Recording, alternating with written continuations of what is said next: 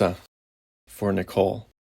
The Capuchin's yellowed remains, travertine filigree intricately latticed below the ground, were faint ghosts that lay in pieces, far from the basso continuo of cars rumbling on papal cobblestone, and the celesta cadenza of tiny espresso spoons clinking on the lips of tiny porcelain cups, resting on tiny white saucers, before a choral fugue of sips and ahs.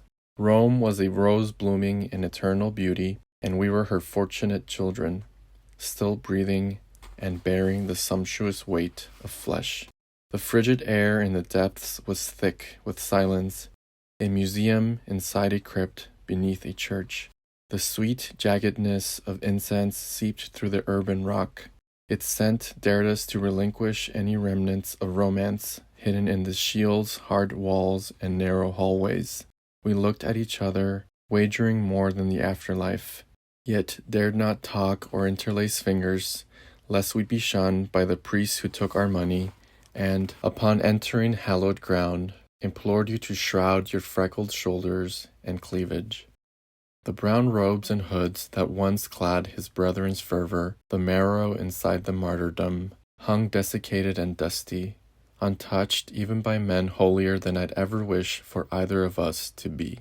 The stacked skulls, a honeycomb of bone, smiled simultaneously as cherubs chiseled out of Carrara marble, singing mass in hushed prayers, hums that reverberated down my spine. When you asked me why St. Peter had been crucified head first, or why those bees were chasing your lemon gelato in Barberini Square, I had no answers until I stared into the brothers' joyous, dark eye sockets. I wondered if our bones would ever be exhumed, juxtaposed in grim beauty, and whether those whose eyes were still covered in fibrous tunic would be able to see, in our ivory pearlescence, how much I loved your pumiced tissues, or that they were once layered with a skin that smelled of orange peels when it rained, one I used to coat with endless kisses, sometimes because of a look you'd give me, and others for no reason in particular. So I took your hand, those fallible phalanges that played the piano only when no one was listening. I kissed it long, until my lip smack resonated deep in its spongy core, and thought about how the mass of what remained of you and me would be displayed when our turn came to be eternal.